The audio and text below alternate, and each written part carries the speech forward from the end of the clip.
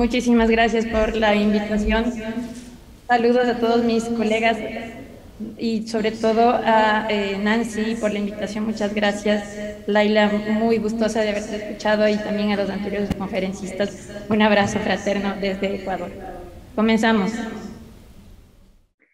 Bueno, pues voy a hablar acerca del long COVID, síndrome post-COVID agudo y de COVID-19. Y hay que hacer algunas diferenciaciones porque no necesariamente significan lo mismo. Muchas gracias por la invitación. No tengo ningún conflicto de interés. En cuanto a lo que hemos realizado con API, nosotros realizamos un documento de consenso también y de posición donde habíamos propuesto con API un síndrome post-COVID durante la pandemia, donde teníamos 4 patrones: una enfermedad intersticial persistente, síntomas persistentes, parálisis diafragmática, embolia pulmonar, y de ahí nos enfocamos también a un clúster de síntomas, que son los síntomas neurológicos: brain fog, neuropatía de pequeña fibra periférica, el síndrome POTS y pues la fatiga crónica o también conocida como encefalomielitis miálgica. De esto también Silvio Vega propuso síndrome de post-terapia intensiva y lo propusimos y pues valga la oportunidad, tendremos que actualizarlo próximamente con API. Ahora, he mencionado POTS, esto es algo que vemos todos los días en la consulta post-COVID. Yo me dedico a ver pacientes post-COVID hasta la fecha. POTS se caracteriza por una sostenida frecuencia cardíaca incrementada al menos 30 latidos por minuto estando de pie. La frecuencia cardíaca es incluso 120 latidos por minuto y el paciente se marea cuando se agacha, es decir, síntomas de intolerancia ortostática, y esto suele acompañar al paciente luego de COVID con más de 6 meses de duración, incluso se acompaña de intolerancia al ejercicio. Long COVID o COVID prolongado. Los síntomas de larga duración de la enfermedad por coronavirus son más allá de 12 semanas, y así es como se debe definir el long COVID o el COVID prolongado. Se ha notificado cada vez más en todo el mundo. La COVID puede manifestarse prolongadamente de varias formas y existe una creciente demanda de evaluación y manejo adecuado. Esto es un desafío y esto acaba de salir el día de ayer. Hay que diferenciar el COVID agudo de menos de 4 semanas del post-COVID, que en realidad es un síndrome que va de las 4 a 12 semanas, de long COVID, que va después de las 12 semanas y maneja secuelas como disnea, fatiga, depresión, niebla mental, hiposnia, etc. En cuanto a los endotipos y fenotipos que tenemos que presentarles a ustedes para poder comenzar la conferencia, ¿qué es un fenotipo? Yo me dedico al estudio de los fenotipos de mis pacientes. Se define como una característica observable sin relación directa con un proceso fisiopatológico. Los endotipos son entidades distintas de enfermedades que pueden estar presentes en grupos de fenotipos clínicos y tienen un mecanismo biológico específico. Y aquí traigo el estudio de María Belén Gutiérrez. Con ella estuve hace 2 días en Sevilla prácticamente, donde ella propone 3 fenotipos del fenotipo ABC, no para long COVID, sino para COVID en general. Y pues el fenotipo C es el fenotipo que sería el factor de riesgo más terrible para desarrollar long COVID, que son los pacientes que tuvieron mayor edad, con mayores comorbilidades, incluso parámetros inflamatorios más altos que las del fenotipo B. Tuve el placer de conocer su trabajo y nos fuimos viendo cómo nos desarrollamos en los fenotipos C: inflamación cardiovascular, respiratoria, incluso renal, síntomas hematológicos, entre otros. Aquí la tengo como mentora, es una madre y también es una científica excepcional. Muy bien, en cuanto al síndrome COVID post-agudo PAX, tenemos fenotipos dentro del post-COVID, ¿sí? Y en ese sentido se parece mucho a la esclerosis múltiple, es algo que como médico internista también me ha llamado mucho la atención. El long COVID tiene fenotipos como el remitente recurrente, muy parecido a la esclerosis múltiple. El progresivo y el permanente, es que es casi igual a una neuropatía desminimizante en el concepto básico. Y en ese sentido, las secuelas del long COVID tienen otros fenotipos: secuelas trombóticas, secuelas como neumonías y como lo que han mencionado antes mis colegas del MISC en adultos y en niños. Las definiciones del CDC, ¿sí? Voy a apagar un ratito mi pantalla, perdón, porque voy a conectar mi computadora, que estoy a punto de apagar la batería. Me disculpan un segundito. Gajes del oficio. Las definiciones del CDC Tenemos el síndrome post-COVID-19 agudo, entidad caracterizada por la presencia de síntomas clínicos pasadas las 4 semanas. Y la CDC de Estados Unidos considera dentro de esta definición un COVID prolongado, un síndrome post-COVID persistente, como una constelación de síntomas y signos que persisten por semanas y meses luego de la infección, con efectos multiorgánicos seculares y con efectos del tratamiento y hospitalización por COVID-19. Pero ni se cambia esta definición. Y para no tardarnos mucho, CDC, SMIC y NIH también cambian la definición. Entonces, en esto sí necesitamos un consenso en Latinoamérica. Una vez que hemos revisado todos los conceptos, yo me quedo mucho con lo que dice NICE, que el long COVID es después de 12 semanas. Y las directrices de SCMID, de las cuales soy también parte como Sociedad Young Investigator, persisten luego de 12 semanas y se denomina COVID prolongado. Y entonces hay esta variabilidad de terminologías y dentro del long COVID podríamos también considerar a un síndrome posagudo de COVID o denominado PAX, ¿sí? Que no necesariamente es el COVID prolongado. Y este PAX lo menciona como a las personas que reportan uno o más síntomas relacionados con COVID-19 que duran más de 4 semanas o 29 días después del inicio del primer síntoma. Incluso dentro de este PAX o síndrome posagudo de COVID hay un PAX subagudo, que significa que los síntomas duran 12 semanas o menos en comparación con el síndrome posterior a COVID-19 y persisten durante más de 84 días después de la aparición de estos síntomas. Es decir, que estos autores encontraron que la PAX se correlaciona con una mayor tasa de hospitalización previa y comorbilidades pulmonares, asma bronquial y enfermedad cardíaca previa. Long COVID depende de la demografía de la población. En adultos, los factores de riesgo, la severidad de la infección inicial, hospitalización, cuadro de más de 5 días, edad y sexo, ¿sí? Esta es la serie de los británicos. Esta es la serie que se llama Convalescence Study. Hay otras series, otras cortes, pero esta es la primera que al menos arrojó datos de forma pública. Los otros todavía se encuentran como en estudio. Y pues tenemos que antes de las vacunas, la prevalencia era de un 5% en la gente adulta joven y luego se fue a 1.2%. Esto en series longitudinales y en algunas otras series. Me gusta esta serie de británica porque, primero, tiene una connotación importante.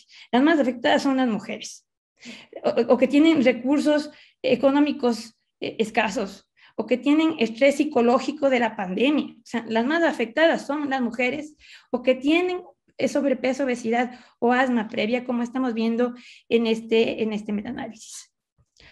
Incluso se pueden hablar de clústeres de síntomas como fatiga, disnea, cefalea intermitente y síntomas neurológicos y cardíacos que emergen no necesariamente de forma aguda, como les he dicho, sino 5 semanas después. Es decir, que independientemente de que sea un COVID leve o grave, puedes desarrollar long COVID o síntomas como parte de PAX o PAX subagudo 5 semanas después.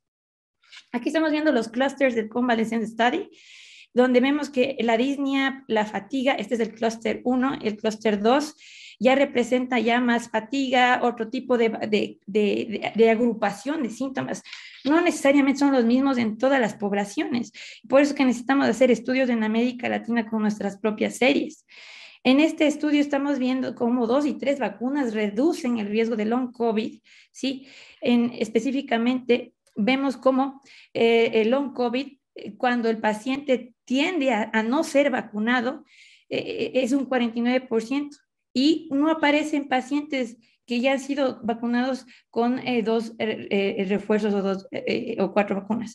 Entonces, esto es muy importante porque también tiene que ver, hay que hacer una relación del long COVID con la alfa variante, con la delta variante y con la variante Omicron, porque no es lo mismo los estudios que tenemos con los participantes delta de long COVID o con Omicron BA1, ¿sí? Y aquí estamos viendo cómo varía incluso en esta serie del convalescence, la variante con la predisposición de tener long COVID. Y se ve pues claramente, como estamos viendo, que Delta, en comparación con Omicron, Delta provocaba más long COVID que Omicron, y eso también depende del estado de vacunación del paciente. Es decir, son múltiples factores. Estos estudios me los ha enviado mi colega que está en Canadá haciendo su PhD sobre long COVID, Y pues son colombianos, un orgullo para mí presentarles el estudio de Jenny Acosta Ampudia. Es una serie longitudinal de casos de pacientes de síndrome post-COVID, donde ella se da cuenta que aquí hay implicaciones inmunitarias y inmunológicas asociadas con condiciones que tienen varios inmunofenotipos, ¿sí? Y que ya tenemos firmas inmunológicas. Y en este estudio de perfiles, ella define dos posibilidades. Hay una autoinmunidad latente o hay una poliautoinmunidad latente, ¿sí? Es decir, las conclusiones de este estudio es que se aboga por el bloqueo temprano como parte del tratamiento, sobre todo si hubo gran inflamación de factores de crecimiento tumoral o interleuquina 6, para evitar justamente estos long COVID, estos subtipos. Y aquí estamos viendo otro subconjunto del estudio de Jacob, que es un conjunto de pacientes de COVID con secuelas, donde 20 experimentaron una duración prolongada de los síntomas de COVID, ¿sí? Y estamos viendo la duración prolongada de los síntomas que tiene una magnitud de respuesta diferente en cuanto a las células T específicas de antígeno. Y esto nos da mucha pista de que aquí está sucediendo diferentes inmunofenotipos que podrían darnos la clave para predecir qué población va a tener long COVID, ¿sí? Y por eso es que necesitamos el estudio de biomarcadores para agrupar y predecir PACS. Estas cortes multicéntricas descubrieron firmas de inmunoglobulinas basadas en IgM totales que, combinados con la edad, con asma, con síntomas, con otro tipo de PACS, fueron validadas, y estos resultados destacaron un score que se llama Score PACS en beneficio de esos pacientes para la medición de IgGs, y con ello poder predecir quiénes de sus pacientes van a tener long COVID. A mí me resulta extremadamente maravilloso. Este hallazgo sugiere un posible mecanismo patológico distinto del mero aumento de la inflamación y la actividad inmunológica. Entonces, hablemos de PACS, que es un tipo de long COVID. Se ha propuesto que el PACS resulta del daño tisular debido a los efectos directos del virus, concentraciones reducidas de Ig3, y que podrían respaldar un papel de la IgG3 en el control viral dependiente de la inflamación excesiva. Estos resultados destacan el beneficio de medir como biomarcador a las IgG3 para la identificación temprana de los pacientes con alto riesgo de PACS. Esto es crucial, esto es algo que debemos hacer en cortes latinoamericanas. ¿Es acaso el long COVID una endoteliopatía? Se ha hablado mucho de la disfunción endotelial, y en el curso de este estudio persistente, que se llama endoteliopatía persistente en la patogénesis del long COVID, los niveles plasmáticos del factor de von Willebrand y la generación de trombina aumentan significativamente en pacientes convalecientes en comparación con controles sanos. Y estos son marcadores de endoteliopatía. Entonces, ¿el long COVID es una endoteliopatía? Sí. La activación sostenida es común hasta 10 semanas después de esa endoteliopatía persistente, y el mecanismo inmunológico es una netosis, es la trampa de neutrófilos que se asocia con un mayor potencial de generación de trombina. No se sorprendan que en sus consultas tengan, después de 4 o 5 semanas, pacientes con trombosis venosa profunda, con trombosis de senos sagitales, con algún tipo de trombosis, que es un fenómeno mucho más tardío, ¿sí? Y que es parte de, ahora lo sabemos, del long COVID. Para sustentar esto que yo estoy comentando, he consultado otras fuentes, y este es otro estudio de Milan Kapke, Endothelial Dysfunction, que dice lo mismo prácticamente, y acá tenemos que puede haber consecuencias a largo plazo, incluso muchos meses después de haber tenido COVID, y existe una amplia evidencia incluso de disfunción eréctil y alteración de la microcirculación. Vuelvo a compartir pantallas, y siempre nos pasa a todos. Entonces, no pierdo mucho el tiempo. Continúo. Entonces, el COVID persistente podría ser causado por otros virus. Sí, incluso se observaron aumentos inesperados en las respuestas de anticuerpos dirigidos contra patógenos virales distintos a SARS-CoV-2, en particular el virus de Epstein-Barr. El estudio proporciona la primera evidencia de que la confusión mental, la fatiga, las erupciones cutáneas que ocurren en el 30% de las personas que han pasado por COVID podría estar relacionada con la reactivación del virus de Epstein-Barr. La microbiota y el long COVID, microbiota que predispone y microbiota que cambia. Se ha sugerido la composición de la microbiota intestinal juega un papel importante y hay una relevancia en el sistema inmunológico. Y el hecho es que el 5 a 10% de los pacientes presentan síntomas gastrointestinales en long COVID. ¿sí? Sino que no se dan cuenta. ¿Por qué? Porque está también modulándose la enzima convertidora de angiotensina 2 y se sabe que los pacientes más gravemente afectados son aquellos que permanecen más tiempo en el hospital o que requirieron cuidados intensivos y que finalmente mueren con comorbilidades. Las mismas personas en las que la prevalencia de disbiosis de la microflora intestinal es mayor.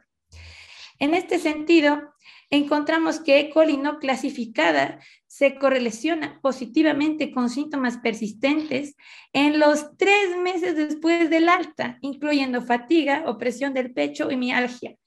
¿Sí? Que Intestinobacter barleti se correlaciona positivamente con anorexia en el long COVID y que Faecalibacterium prausei se correlaciona negativamente con la opresión en el pecho. Es decir, que la microbiota intestinal de los recuperados con COVID también nos da pistas a los 3 meses después del alta, era diferente de los pacientes con COVID persistente. ¿Sí? Y se altera con síntomas persistentes luego del alta, que no se sorprenda que sus pacientes vengan con algún tipo de trastorno. Esto salió el día de hoy, salió hoy. Y estos son el resumen de las manifestaciones clínicas de la guía coreana de post-COVID, que me parece una guía maravillosamente estructurada.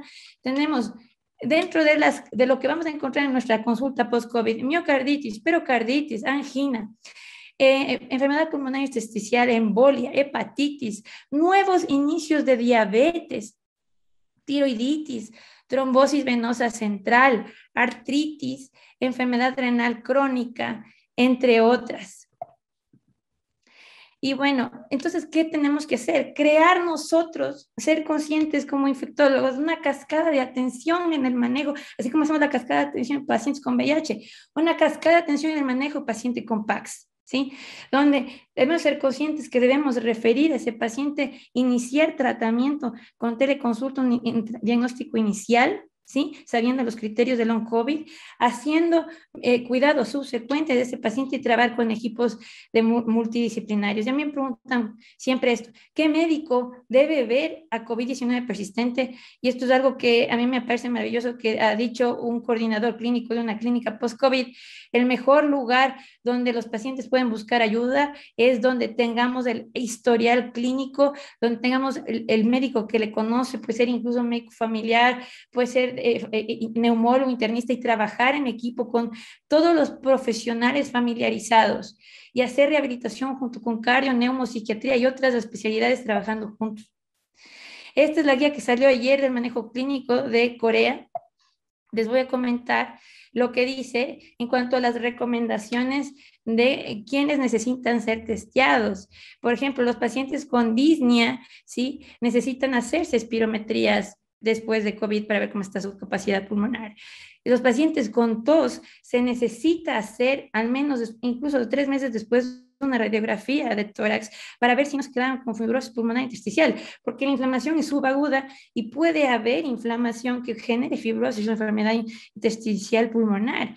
El dolor del pecho debe ser en un paciente pues, COVID tomado en serio, debe hacerse un ecocardio, sobre todo si tiene palpitaciones, debe descartarse injuria pulmonar, sobre todo 12 semanas después de haber reportado antes de algún síntoma cardíaco. En cuanto a la fatiga, no hay que tomarla a poco, ¿sí? Se debe medir el grado de fatiga con una escala que ya les voy a mostrar a continuación y detallar esa fatiga. Si es que el paciente te está manifestando dolor muscular, dolor a nivel articular, ¿sí? Hay que medir PCR, lactato de deshidrogenasa, ¿sí? Creatinina, y en pacientes con mialgia, sobre todo si han tenido ya el criterio de long COVID, que es síntomas más de 12 semanas, que tenemos sorpresas de autoinmunidad, ¿sí? Podemos tener incluso miopatías inflamatorias o problemas reumatológicos. Si el paciente te dice que tiene dolor de cabeza o alguna otra alteración neurológica o incluso algo que no se ha considerado como lógico porque las mujeres normalizamos las neuras mentales y el dolor de cabeza, eso debe ser tomado en serio como probable long COVID, ¿sí? Con síntomas cognitivos, ¿sí? Deben ser realmente valorados de forma con un neuropsiquiatra, ¿sí? Y también si tenemos problemas mentales que también no deben ser minorizados, deben ser tomados en cuenta, sobre todo si se mantienen más de 12 semanas y pueden ya ser clasificados como long COVID. Esta es la escala que yo voy a utilizar porque este estudio salió el día de hoy, ¿sí? es la escala de la severidad de los coreanos, de la fatiga. Y pues con esto ustedes pueden tener realmente un parámetro con el cual nos podemos manejar en consulta. Mensajes para la práctica. Los fenotipos de long COVID deben ser algo más que catalogar la heterogeneidad de COVID-19 y debe conducir a terapias específicas con mejores resultados en los pacientes y ser utilizados en el triaje y admisión. Y se debe correlacionar los inmunotipos y los marcadores bioquímicos para predecir quiénes de nuestros pacientes van a tener long COVID. Muy probablemente luego de la vacunación, 4 o 5 vacunas, tendremos cuadros leves, pero esos pacientes con cuadros leves pueden tener long COVID, pueden tener PAX, pueden tener PAX subagudo y esos no los estamos perdiendo. Es decir, que hay fenotipos que debemos reconocer haciendo biomarcadores con series de cortes latinoamericanas de fenotipos de long COVID, así como sus endotipos, para que estos sean utilizados desde el ingreso e identificar a los pacientes con alto riesgo de progresión antes de escalar un COVID prolongado. Estas son mis redes sociales donde ustedes me pueden seguir, Instagram, mis páginas donde pueden hacer más preguntas, porque hay que respetar el tiempo. Los colegas, si tienen alguna pregunta, yo simplemente les invito a Ecuador, que también en algún momento nos reuniremos, espero y tengo el sueño que con los miembros de API. Muchísimas gracias.